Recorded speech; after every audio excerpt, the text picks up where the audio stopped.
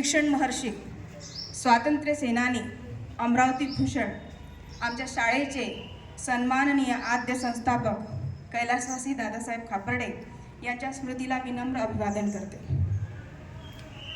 नूतन विदर्भ शिक्षण मंडळाचे सन्माननीय सचिव श्री सोमण सर, उपस्थित सर्व आजच्या या स्वातंत्र्य सोहळ्याचे साक्षीदार झालेले पालकवर्ग, माझे सहकारी शिक्षक बंधू भगिनी आणि या शाळेचे चैतन्य आजी आणि माजी विद्यार्थी मित्रांनो, माईक जवळ घ्या अजून।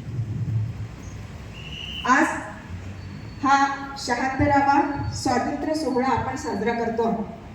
विद्यार्थी मित्र हो, ज्या मातीवर आपण उभा आहोत, आपण यावर्षी मेरी मिट्टी मेरा देश 9 ऑगस्ट पासून साजरा करतो। त्याच अनुषंगाने आताच मी ज्यांचा उल्लेख केला असे आमचे आद्य संस्थापक कैलासवासी दादासाहेब खापर्डे यांचा जयंती महोत्सव सुद्धा आम्ही 21 ते 27 साजरा करतो।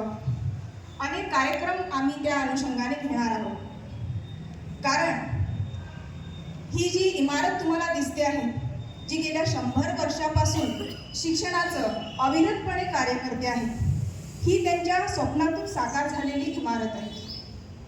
आणि हे स्वप्न ज्या काळात बघितलं, तो काळ पारतंत्र्यांचा। प्रत्यक्षपणे आपण गुलामगिरीमध्ये होतो, इंग्रजांच्या अधिपत्याखाली होतो। अशा वेळी इतर शाळांमध्ये इंग्रजांच्या शाळा होत्या, इंग्रजी शाळा होत्या। त्यावेळेला फतवा होता की इंग्रजी कर्मचारी, इंग्रजांच्या कार्यालयामध्ये काम करणारे जे कर्मचारी होते, शासनामध्ये करणारे जे कर्मचारी होते, त्या कर्मचाऱ्यांच्या मुलांनी इंग्रजी शाळांमध्ये, इंग्रजांच्या शाळांमध्ये शिकायचं आणि मोस्टली इंग्रजी शाळा होत्या।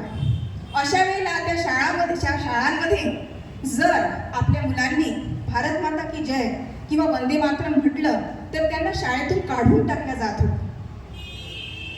स्वातंत्र्याच्या त्या काळात देशभक्तीची भावना विद्यार्थ्यांमध्ये, आपल्या भारतीय मुलांमध्ये निर्माण झाल्याशिवाय स्वातंत्र्य आपल्याला अशक्य आहे हे त्यांनी हेरलं।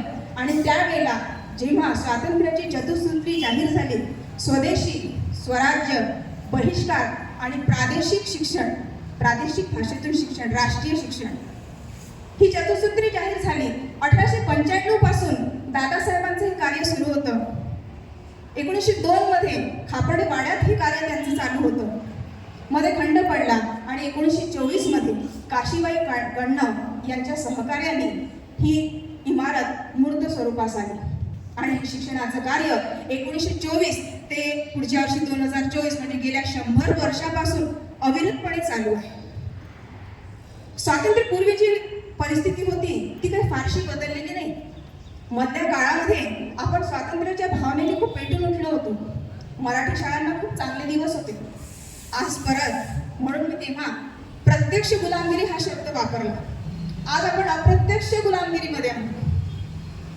आजही आपण पाश्चात्य संस्कृतीला बळी पडतो आहोत आणि त्या काळामध्ये सुद्धा मराठी भाषेचं रक्षण मोठ्या दिमाखाने ही शाळा करते आहे।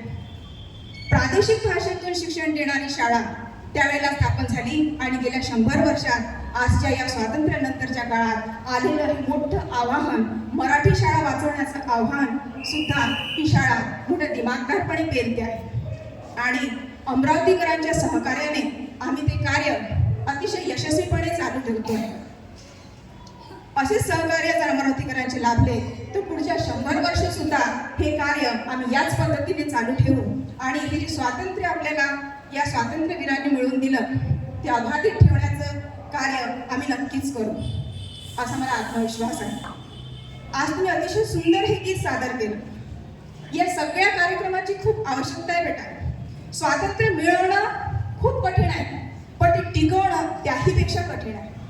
आणि ते आव्हान ही शाळा तुमच्या, आमच्या आणि अमरावतीकरांच्या सहकार्याने अधिक चांगल्यापणे पेलेल, अधिक चांगल्यापणे पुढे नेईल याचा आम्हाला विश्वास आहे। या ठिकाणी सर्व उपस्थित लोकांचे मी आभार मानते की त्यांनी शांतपणे हे सगळं ऐकून घेतलं आणि पुनश्च एकदा या 76व्या स्वातंत्र्य दिनाच्या कोटी कोटी शुभेच्छा देते आणि शेवटी एकच म्हणते, दादासाहेबांनी दिला ज्ञानरूपी वसा, आम्ही चालवू हा पुढे वारसा. धन्यवाद. धन्यवाद.